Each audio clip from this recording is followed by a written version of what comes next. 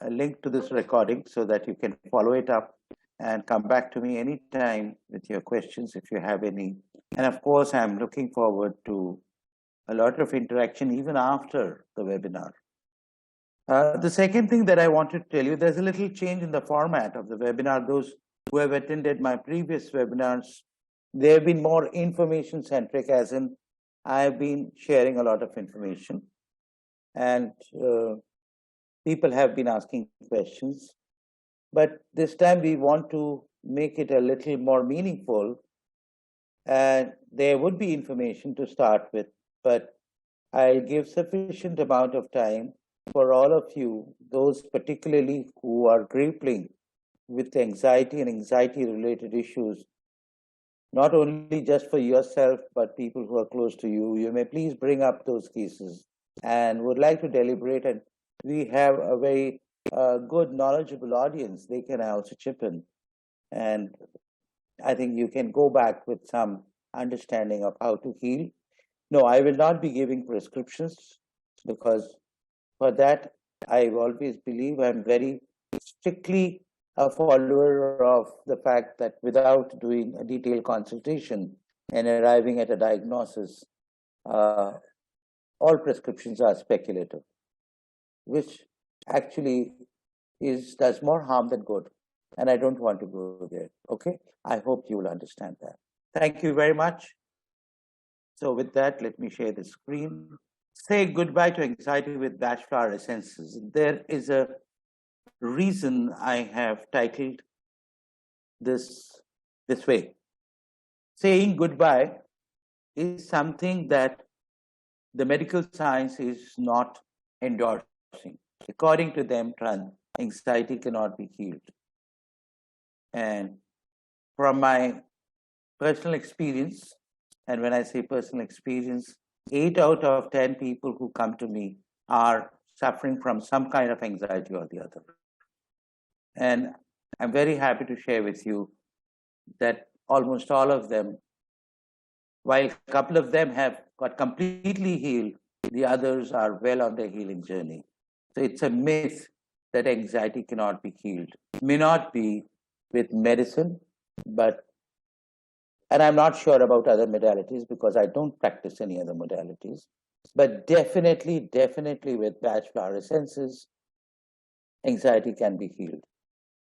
So take that into account as a good news, and all that we are going to go through in this session is going to help you to move towards a healing journey with anxiety. Yeah, it is important to contain it, manage it, address it. But unless it is healed, because anxiety, like many other diseases, can be one of the most crippling disease, one of the most, should I say, annoying disease. Not only that, it can be very dangerous in terms of making other physical, mental health conditions to crop up, and then it becomes a very complicated thing. So please stand by as I unfold my understanding of anxiety. But before I go into my understanding, here is a question for you. What, according to you, is anxiety? The reason I put up the question is I get many people who say that there are two kinds of people I get. One is those who have anxiety, but they're not even aware of that they have anxiety. Yeah, that is a very, very real scenario. And that's a very difficult scenario because it is repressed and it shows up in physical conditions. And there's the other kind of people, they may not have anxiety, but they are anxious about having anxiety.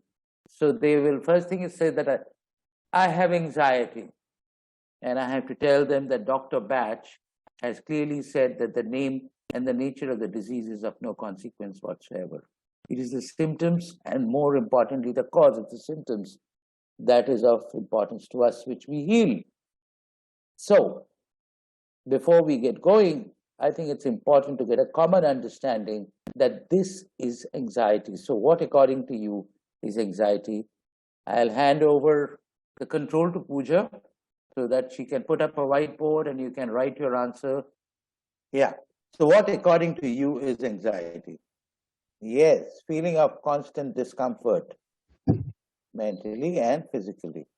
Brilliant, brilliant, or either. Awesome. Deep sense of fear, Thank you.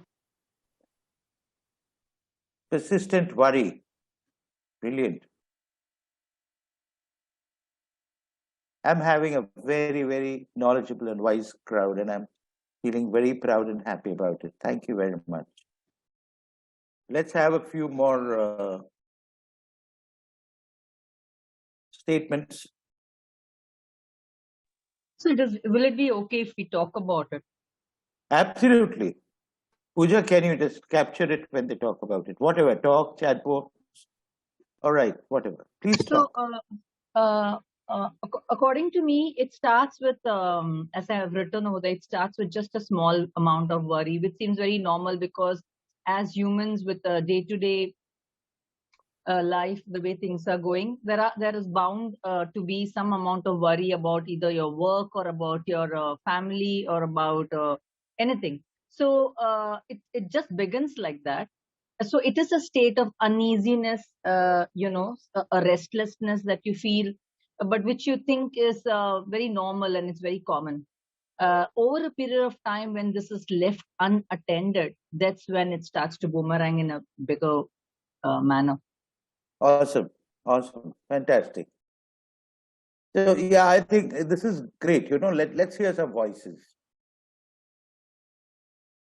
Fair enough. So, I think that kind of sums it up to a large extent. I'm going to reshare the deck and take this forward. And I didn't see your name when you were sharing your understanding of anxiety. Who was it who talked about it so beautifully? So May I this is know? Lata here, sir.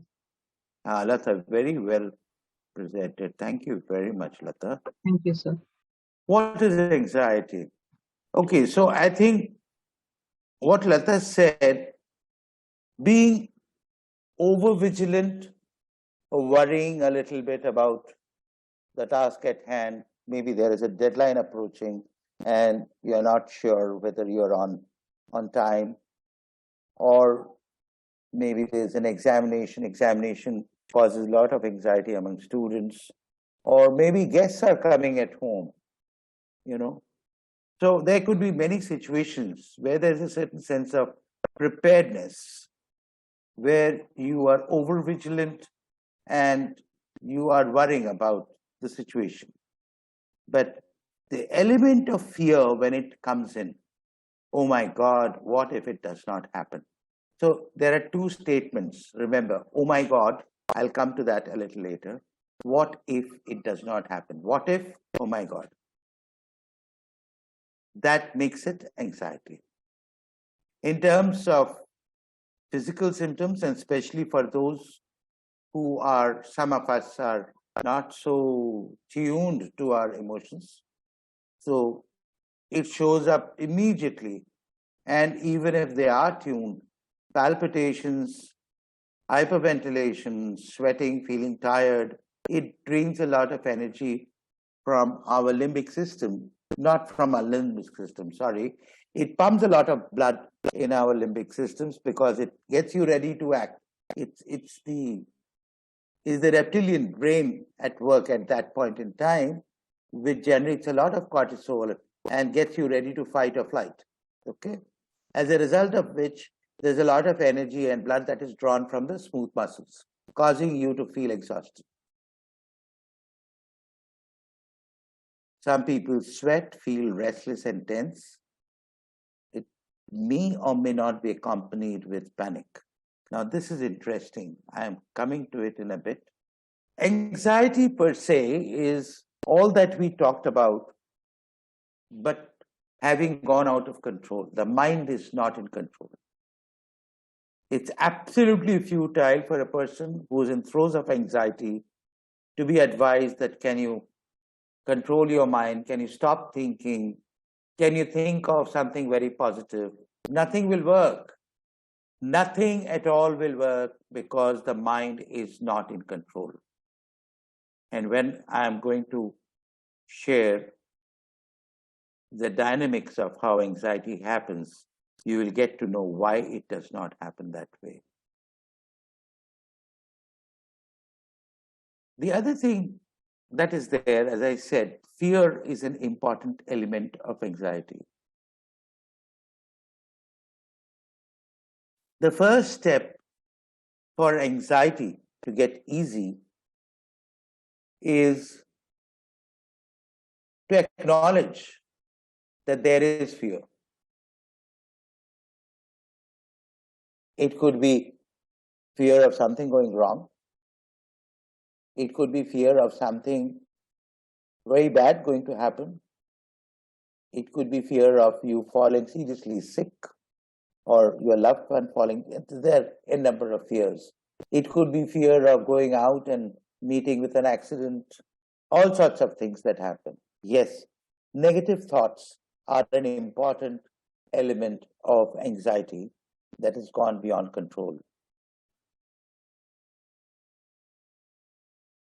So please remember that in a normal situation, a little bit of anxiety is not only normal, but it may be functional too in terms of bringing in preparedness.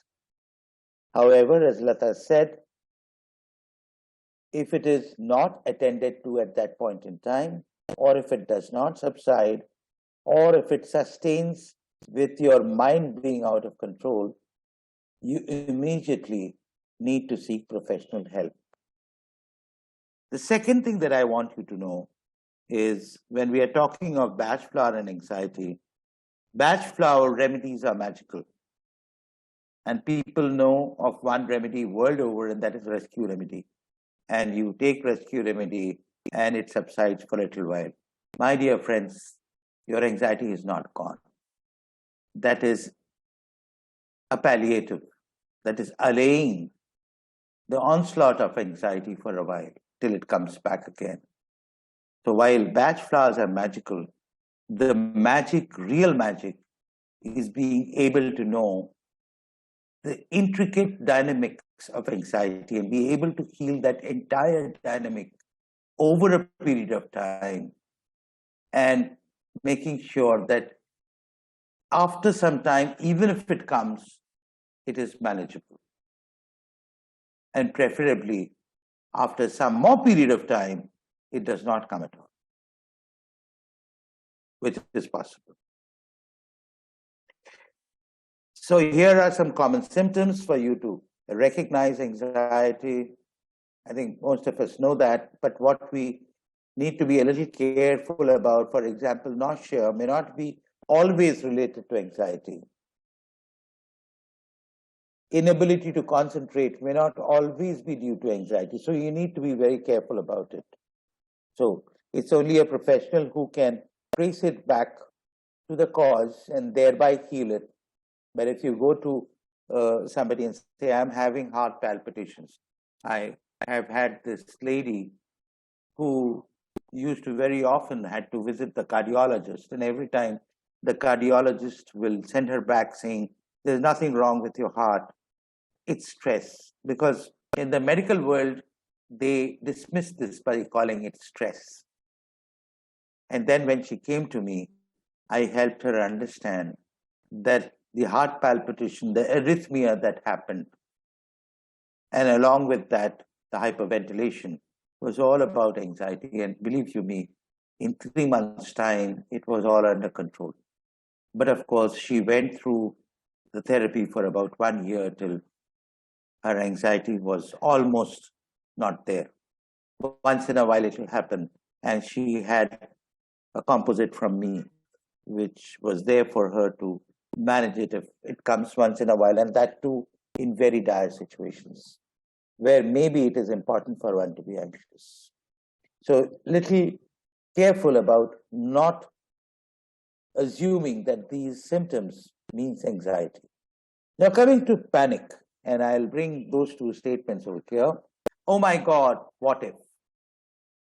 the core of anxiety is the what if thought, is the imagination.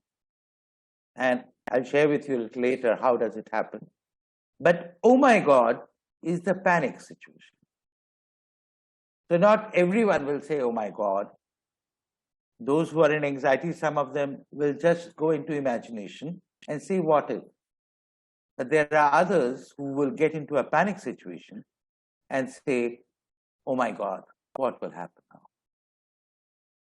And this completely depends upon your personality. Some of us are more prone to anxiety. More importantly, some of us are more prone to panic.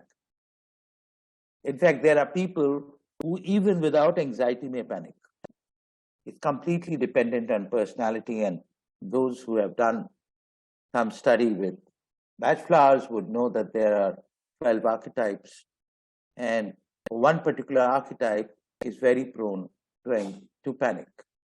And of course, there are a couple of archetypes which are prone to anxiety also. Types of anxiety, let's understand. This is important. And this is as per a certain research document.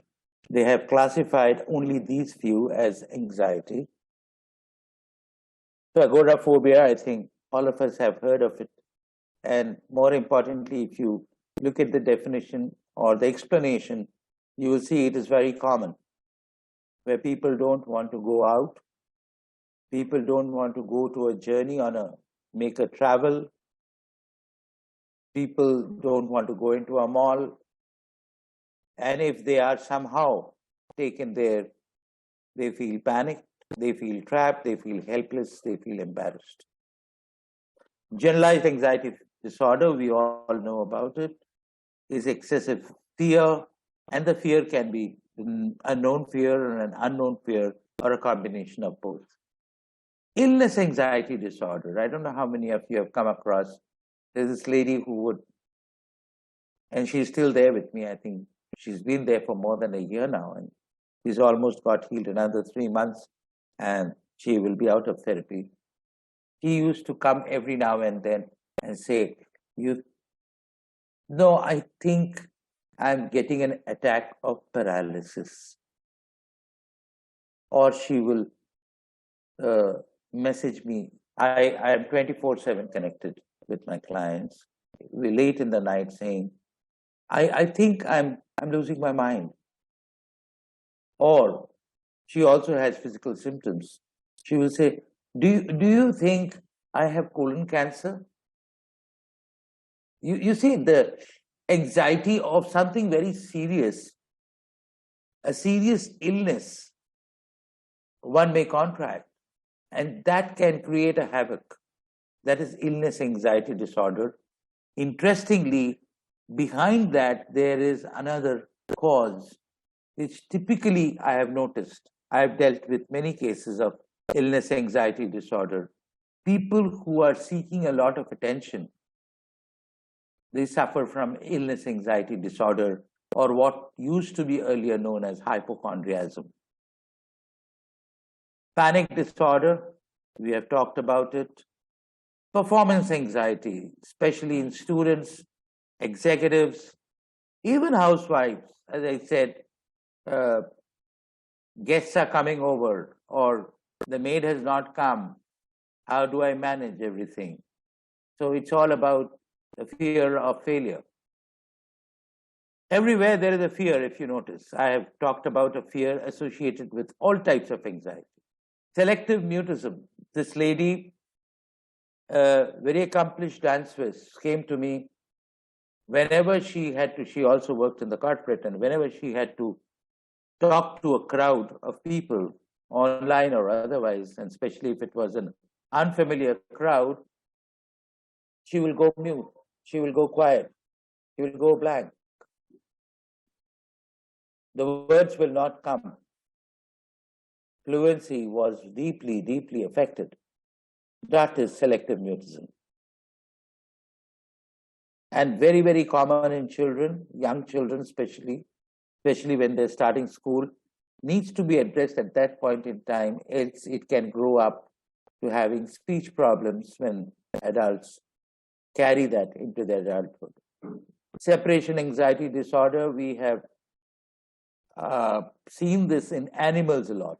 My little pet, I think he still suffers a little bit from separation anxiety disorder. And of course, young ones when they are separated from the parents, also parents when they are separated from the young one. The fear of losing the loved one. Social anxiety disorder, very interesting, starts with not being comfortable in unfamiliar company, and over a period of time might morph into a personality type where people avoid social gathering.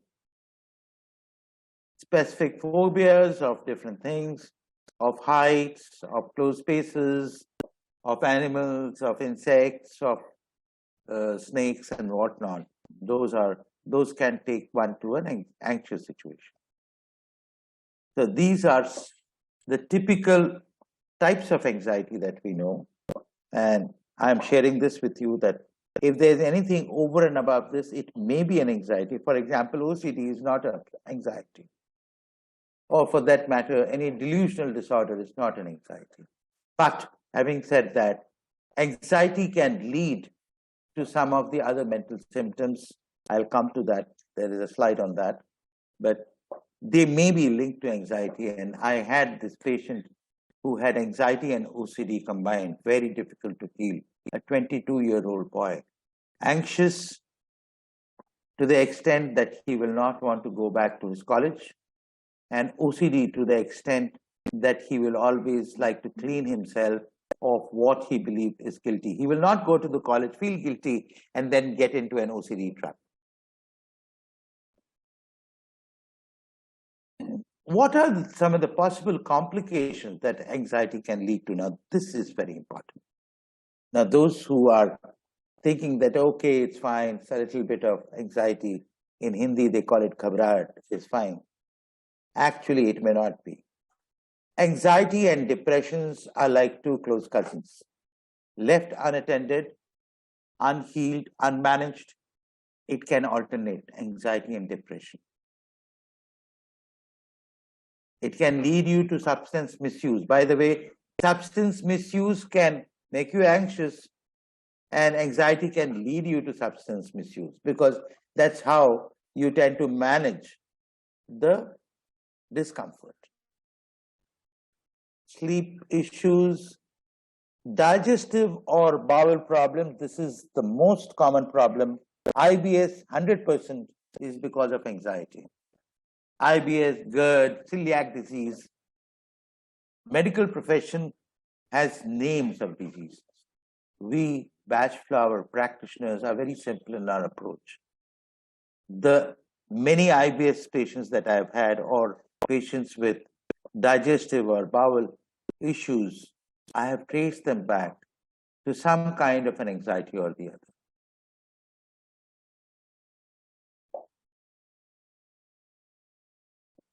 This is headaches and chronic pains. Many a time people complain of headache. Now, this is important. We often heal the symptoms. How often do we go and check where is the headache coming from? Where is the chronic pain coming from? There's this lady who keeps talking to me every now and then, and she believes that she has fibromyalgia. She doesn't have fibromyalgia. She has anxiety. All over the body she has pain. Social isolation.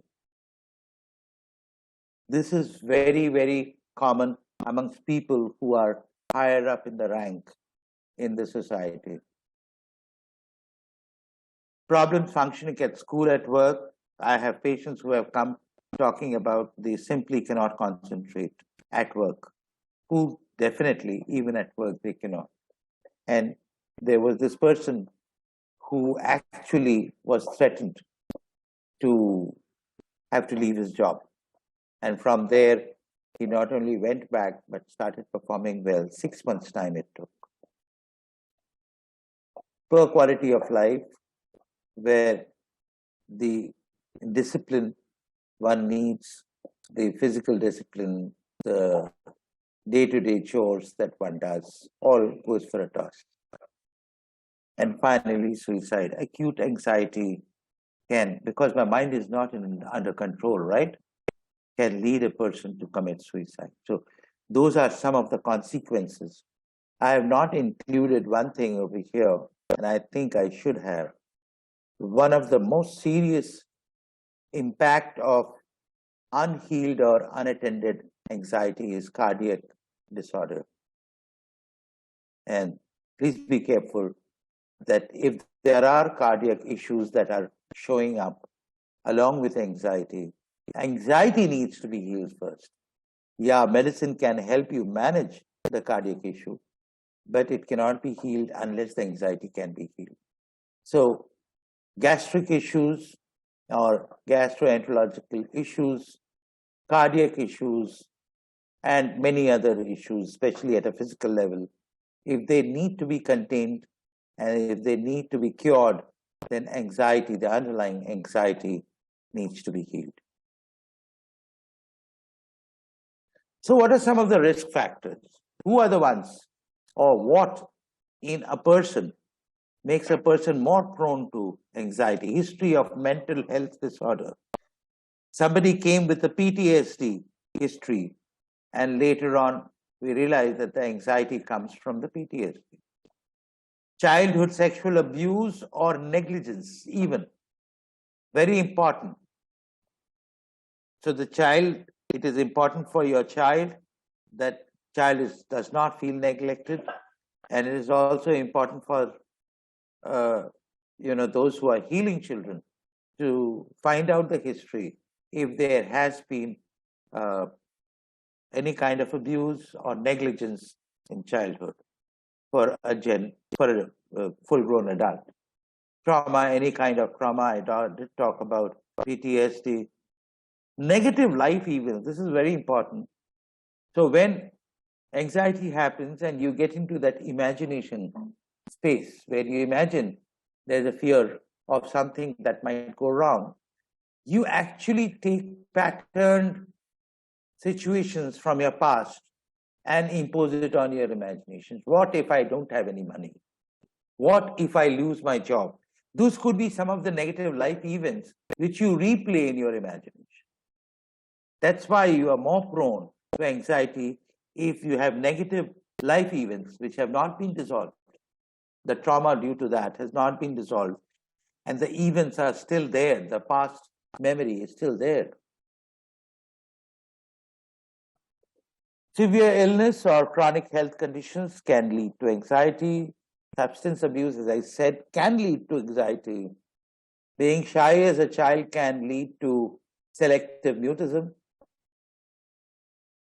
And low esteem can lead to social anxiety. So these are some things that I will share the deck with you, but it's important for you to note that if people are going through such situations in life, they are definitely prone to anxiety. Now, this is the most important slide, and be with me. Vibes from unknown sources, energetic vibes from the astral, celestial, or even from the worldly sphere, even from people who are sitting next to you. Some of us, depends again on the personality, are very perceptive and sensitive to such vibes. I'm sure you would have come across situations where you are in a social gathering and suddenly you start feeling uncomfortable, not too good about being there, and you leave the place. What has happened? Most likely, somebody who was carrying a negative vibe, somebody who was carrying fear, you would have interjected that, you would have intercepted that, and that has started causing a certain dynamic, emotional dynamic inside you. So it starts from there. Take good note of that. Now that, because you don't know the source, anything that happens to you at a emotional level is interpreted as threat if the source is not known, right? If you suddenly hear a sound right now, in your space. There will be a shock, right? There will be a fear. Oh my God, what is this happening? Where is it coming from? Let me check. Is everything fine? Did somebody fall down? So that is the second step where you imagine that unknown source of the vibe to be a threat. The next step, you start making meanings because you don't know what the threat could be. Oh, somebody could have fallen down. Oh, I think something in my house fell down and broke. Oh, I think somebody is trying to break open the door. Now, it all depends upon your negative past experience. If you remember, if you have had similar negative past experience, you'll start making meaning and bringing that into your imagination at that point in time. This leads to repetitive negative thoughts. So then you are very quite kind of sure that is what is happening, and start repeating a lot of negative thoughts around what is causing that fearful situation in your life, which ultimately goes out of control and becomes compulsive.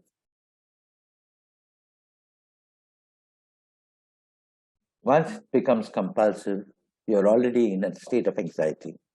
A step beyond, those who are prone to panic will also start panicking at that point in time. They would lose complete control of themselves.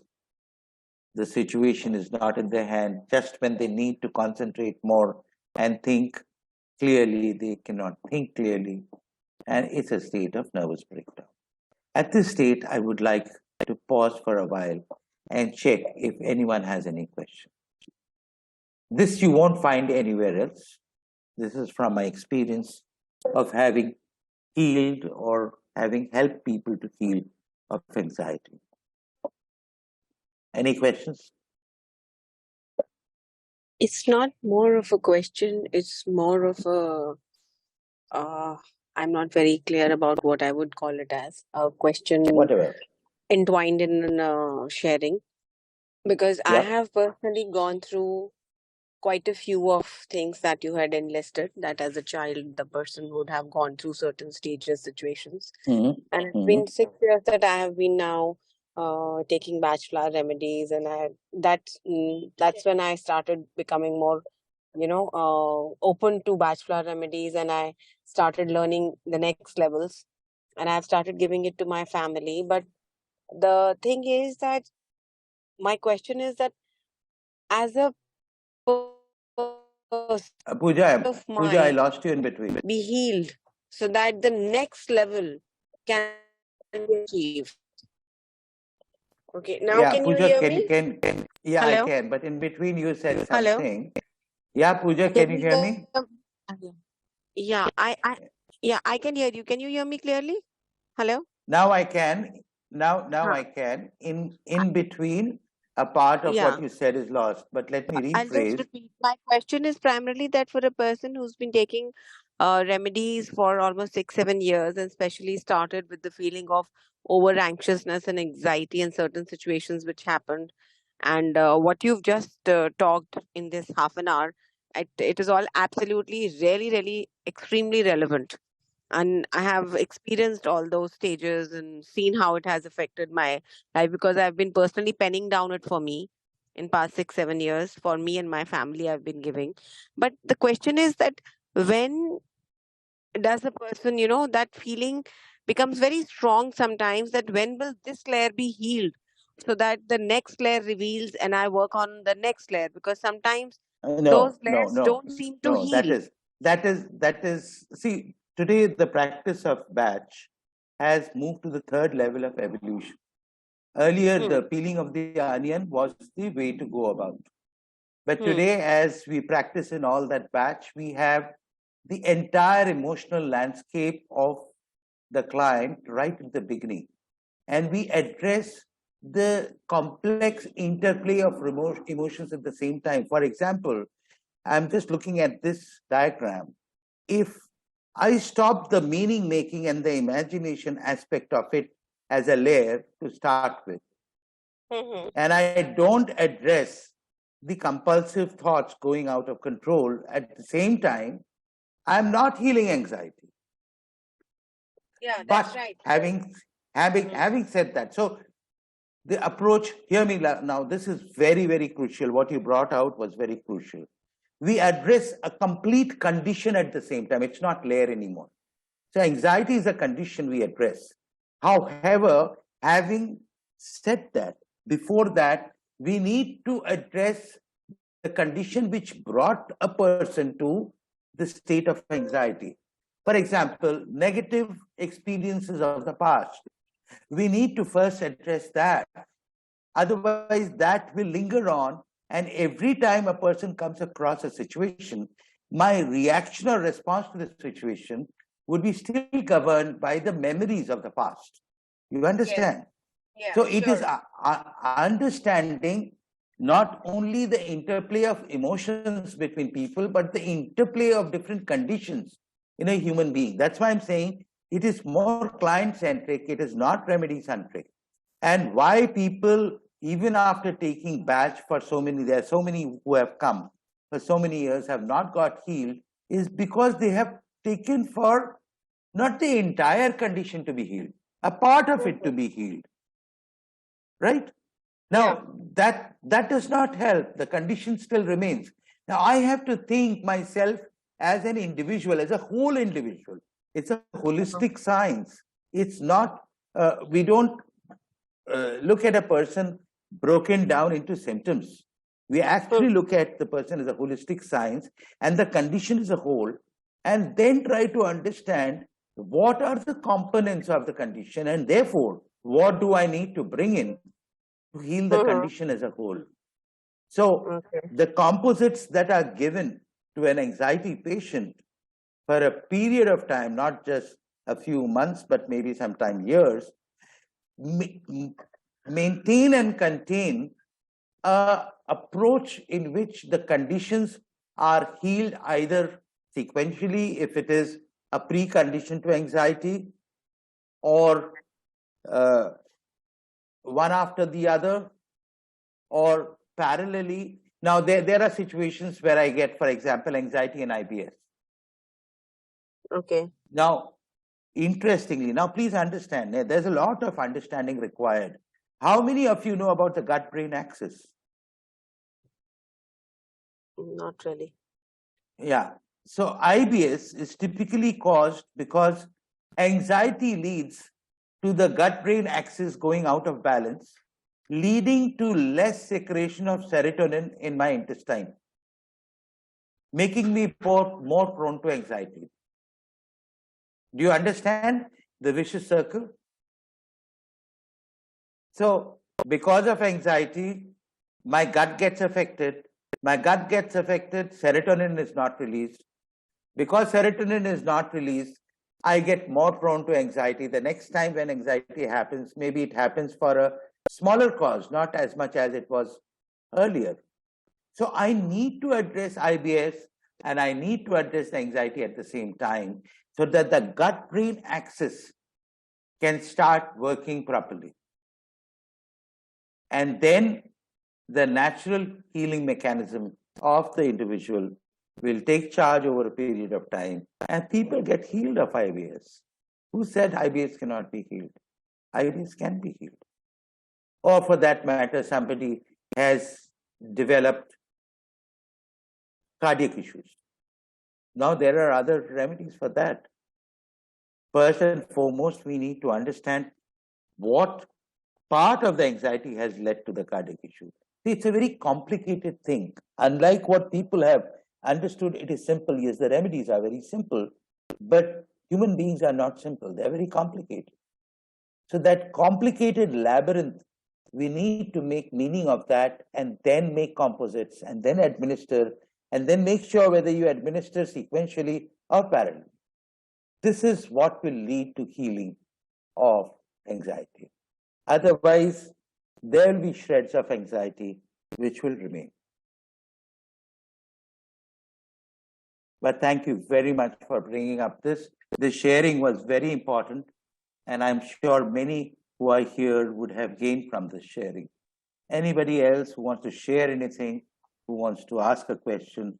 This is the key slide. This is what I wanted all of us to understand when I wanted to do the webinar, this webinar. I went and asked people, what is it that you would like me to do it on? And 70% of them said anxiety. So that's why very thoughtfully I created the deck. And I want people, I mean, do you know that according to WHO, 3 out of 5 people in our country, and that was 2020, before the pandemic, 3 out of 5 people are suffering from anxiety.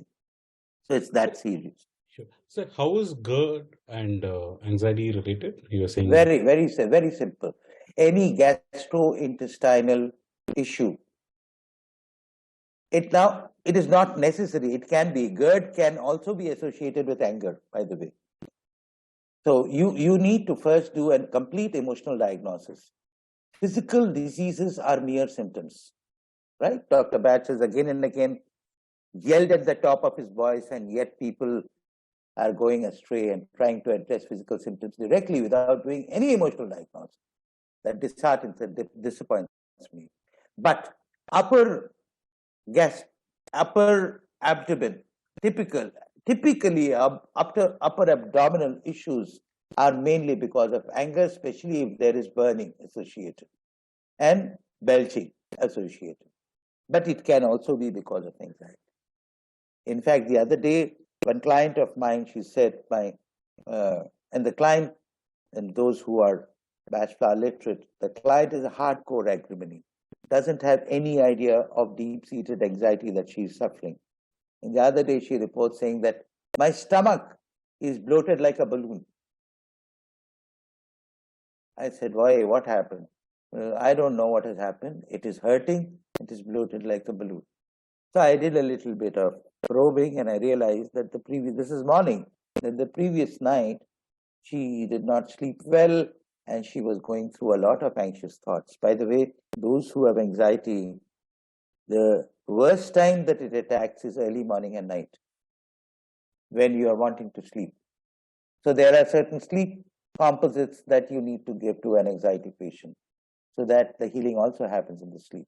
So coming to your question, Pratap, GERD quite likely can be related to anxiety, but you need to rule out and eliminate anger, resentment, intolerance, aggression, all of that. Human body is very complex. So the only way to understand why a human body is behaving in a certain way is to go and trace it to the emotions because of which it is behaving in the way it is behaving.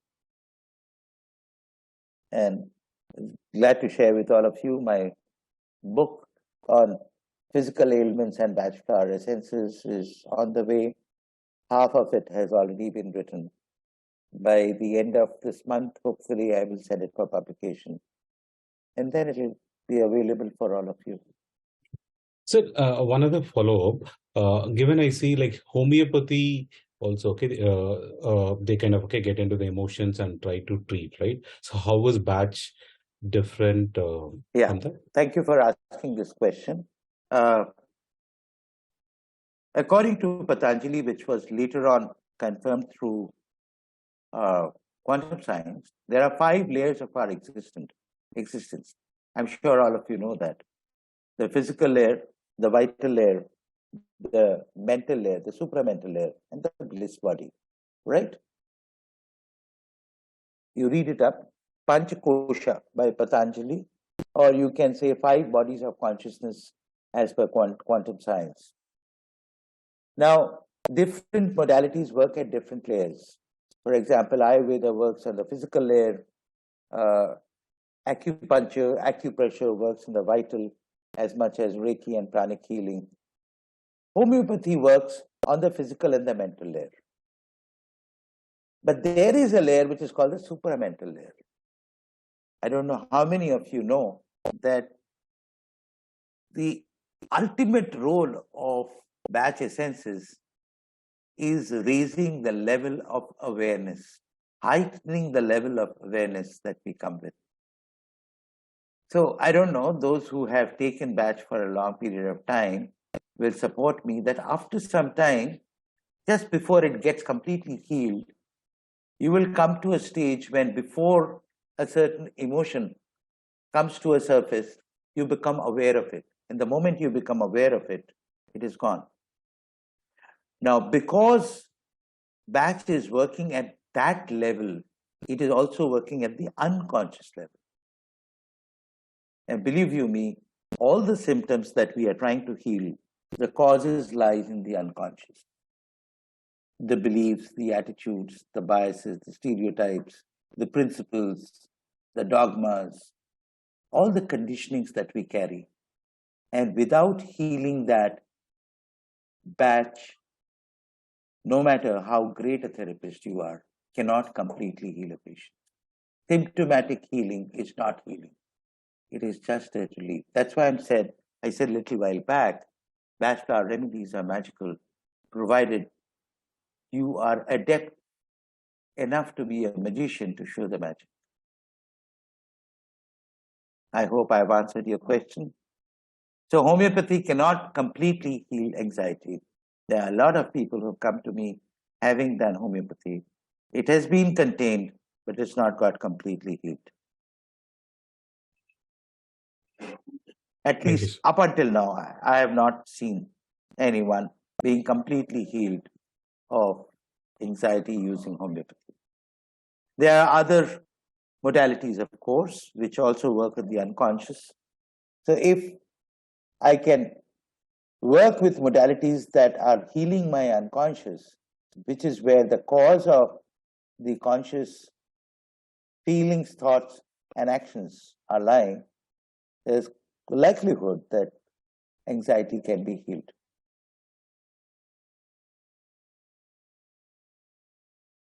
Thank you so much, Pratap. Anybody else?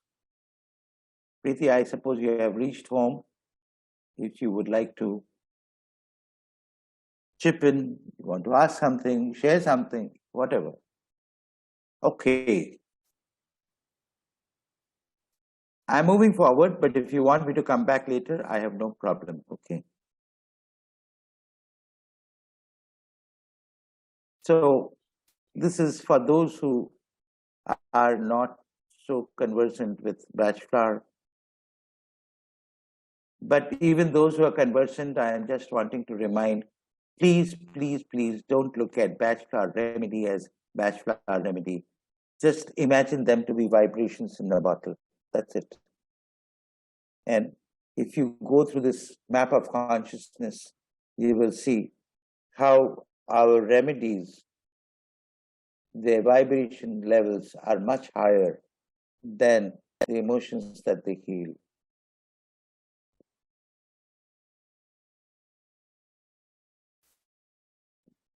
And if you start working, that's why I said I use Bach flowers as quantum medicines. And if you start believing that they're quantum medicines,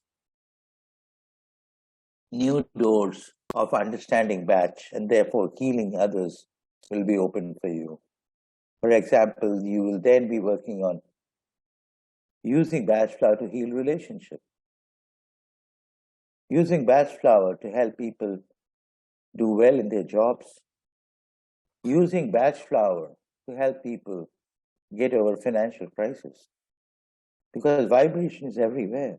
And all that is happening, not only in us, but around us, is also vibration. So why not Bach? So at this point in time, I will open the house for cases. And those who would like a follow-up may leave their WhatsApp numbers in the chat box. Pooja, you can take over. And I will get back to you with what we call as a discovery consultation, where I do a preliminary diagnosis and make a healing plan for you. You can always get in touch with me, but please leave your WhatsApp number in the chat box. In the meantime, I am opening it up for cases and questions. Pooja, can you moderate people taking their questions. Yeah, sure. So all you need to do is just unmute yourself and you can ask your questions. And as Indroneil said, if you would want to kind of have a individual or personal conversation with Indroneil, please leave your number in the chat box and we'll definitely fix up a quick discovery call for you where you'll understand what are the next steps that you can take.